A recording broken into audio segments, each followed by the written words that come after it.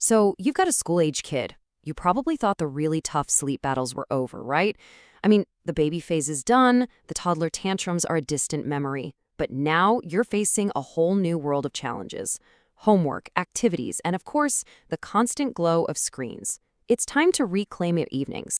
Does this sound familiar? Bedtime in your house feels less like a calm wind down and more like gearing up for World War III.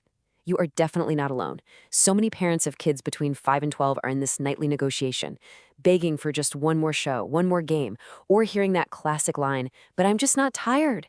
It is just exhausting. And here's the reality check. Nearly 1 in every 3 school-age kids is not getting the 9 to 12 hours of sleep that they actually need. I mean, that is a huge number of tired, grumpy kids trying to make it through a school day. This is a really widespread problem. So what on earth is going on here?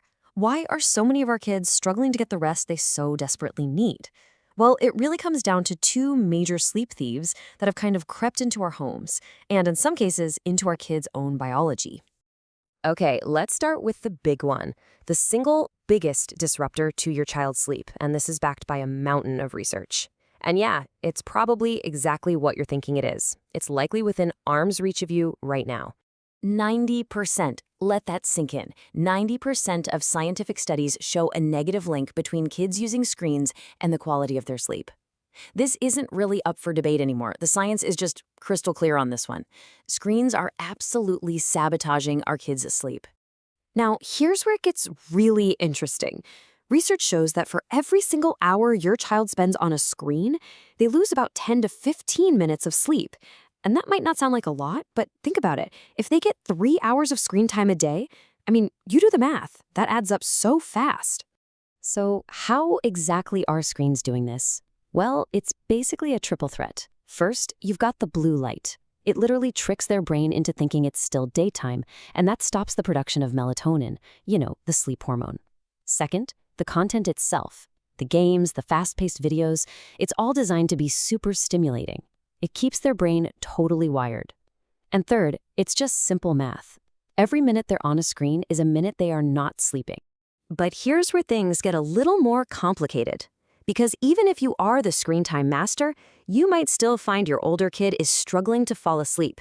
And that's because there is another powerful force at play, one that's happening inside their own brain. It's something called the circadian shift.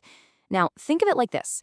Right around age 11 or 12, your child's internal body clock just shifts. It's like they've flown to a different time zone without ever leaving the house. Their brain literally starts releasing that sleepy hormone, melatonin, later at night than it used to. And this, right here, this is the key. When your tween tells you, "I'm not tired," chances are they're telling you the absolute truth. Understanding this can completely shift your perspective. It's not a power struggle. It's a biological process that you have to work with, not fight against. All right, enough with the problems, right? Let's get to the solutions. What can you actually do starting tonight to start winning this battle? Here are some practical steps, all based on what the research shows really works. First up, and this one is a game changer. Treat weekends like weekdays. You know how we let kids sleep in for hours on Saturday? That actually creates what scientists call social jet lag.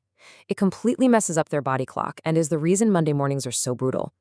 Keeping bedtimes and wake-up times within an hour or so of each other every single day, that right there is your secret weapon. Next, you have to tackle the screens head-on. The rule has to be firm, it has to be simple. All screens need to be off at least 1 to 2 hours before bedtime. And, critically, you've got to get those devices out of the bedroom. A central family charging station in the kitchen or living room where everyone's phone and tablet goes for the night, that's non-negotiable. For a lot of kids, the second the lights go out is when every worry they've had all day comes rushing in. A great way to counter this is to create something called worry time earlier in the day. You set a timer for 10 minutes and just say, "Okay, let's hear it. Tell me everything you're worried about." Get it all out then so it doesn't show up on their pillow later. And really, this all comes down to reframing that last hour of the day. Instead of it being this countdown to a fight, think of it as a predictable, calm time to connect. Reading a book together, even with older kids, or just talking quietly about their day can totally transform the dynamic. Now, most of these bedtime issues can be fixed with new habits and routines. But there are a few red flags that could signal something more is going on, and that it might be time to chat with a professional. So, you're going to want to keep an eye out for these things. Regular, loud snoring could be a sign of something like sleep apnea. If your kid seems totally exhausted during the day, even if they're getting enough hours in bed, that's a sign. Or if you've really tried all these strategies consistently and nothing is getting better, it is definitely time to talk to your pediatrician. Look, I get it. This can all feel, well, pretty overwhelming, especially when you're already tired yourself. But the research is also really clear on one more thing. What parents do makes the single biggest difference in their kids' sleep. You really can change this. And you don't have to fix everything all at once. The key is to just start somewhere. Pick one thing. Maybe it's setting up that family charging station tonight, or maybe it's committing to that consistent weekend wake-up time. Small, consistent changes, that's what creates big, lasting results. So I'm going to leave you with this one question. Thinking about everything we just talked about, what is the one single change you can make starting tonight to begin winning back your family's evenings?